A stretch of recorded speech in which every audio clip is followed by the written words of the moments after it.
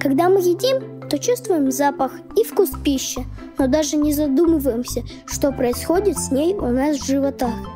После еды мы продолжаем заниматься своими делами, а внутри нас начинает работать чудесный механизм, который называется пищеварением.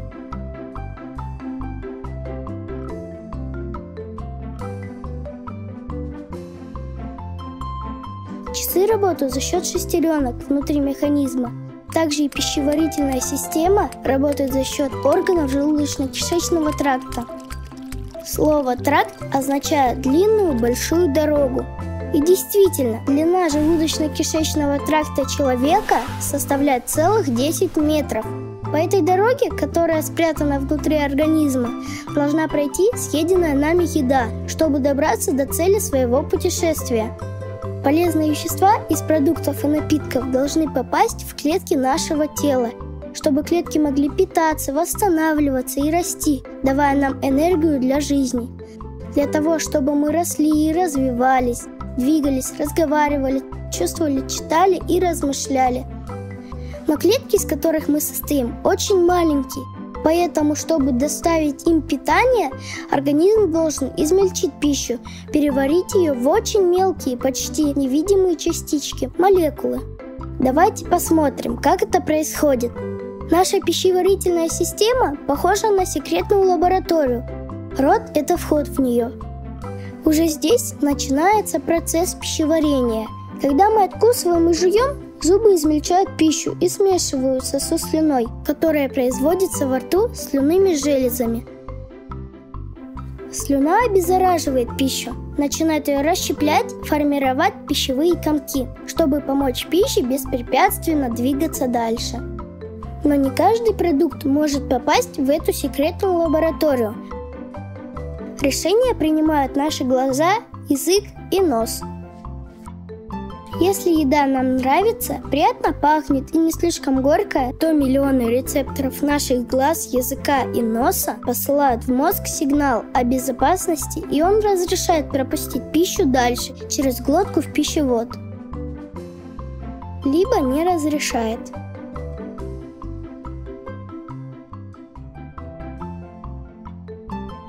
После того, как пищевые комки обработаны, мы их глотаем, и они спускаются по пищеводу. В его стенках расположены мышцы, которые сокращаются и проталкивают пищу все дальше, пока она не попадет в желудок. Объем пустого желудка равен примерно 500 мл или 2 стаканам воды. Но вот поступает пища, и желудок начинает растягиваться. Теперь он может занимать объем до 3-4 литров. К работе приступают компоненты желудочного сока. Это соляная кислота, различные ферменты и слизь. Соляная кислота и ферменты нужны для того, чтобы ускорить расщепление пищи. Разные ферменты расщепляют разные вещества, содержащиеся в продукте. Например, пепсин помогает расщеплять белки. Соляная кислота – очень едкое вещество. Если она попадает на стенки желудка, может случиться ожог. Поэтому в желудочном соке содержится слизь. Она защищает стенки желудка от воздействия соляной кислоты и других едких ферментов. Такие процессы происходят в желудке. Соляная кислота и ферменты переваривают пищу, а слизь защищает от повреждений. Уже в желудке некоторые вещества, например, вода или сахар, всасываются в кровь и поступают на службу организму. Поэтому мы можем так быстро утолить жажду. В стенках желудка также расположены мышцы, которые сокращаются, постоянно перемешивая пищу с желудочным соком. Этот процесс может длиться 4 часа. После того, как ферменты поработали, жидкая пищевая кашица химус поступает в тонкий кишечник. Тонкий кишечник состоит из 12-перстной кишки, тощей кишки и подвздошной кишки. Поверхность 12-перстной кишки, как и другие отделы тонкого кишечника, словно ковер, высланный ворсинками и железками. К ворсинкам прикреплены специальные вещества, которые помогают расщепить белки и углеводы. Через ворсинки в кровь всасываются полезные вещества из нашей еды. Здесь, в двенадцатиперстной кишке, работает другая команда ферментов. Их поставляет поджелудочная железа. Они занимаются перевариванием жиров, белков и углеводов, которые содержатся в химусе.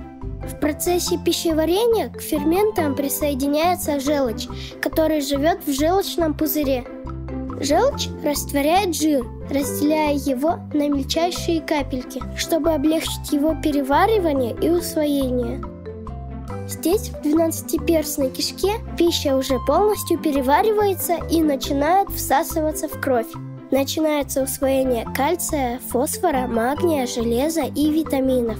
Всасывание продолжается на протяжении всей тонкой кишки. Наполненная питательными веществами кровь спешит доставить их к клеткам. Но прежде ей нужно пройти строгий контроль печени.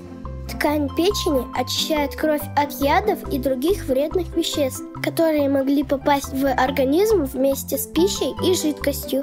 И только после проверки печенью полезные вещества направляются в клетки организма.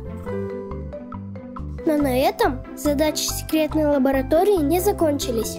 Даже дружная работа всей пищеварительной команды не способна расщепить некоторые вещества, и они должны быть удалены из организма.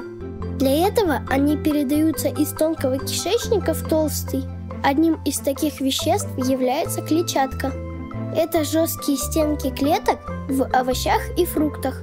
Мы их переваривать не можем, зато их очень любят микроорганизмы, которые живут в толстом кишечнике. Эти микроорганизмы вырабатывают для нас некоторые витамины и полезные вещества.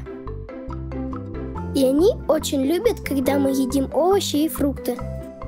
А вредные бактерии, которые тоже обитают в толстом кишечнике, питаются сахаром. Они обожают, когда мы едим сладости. Тогда их становится слишком много, и у нас может заболеть живот.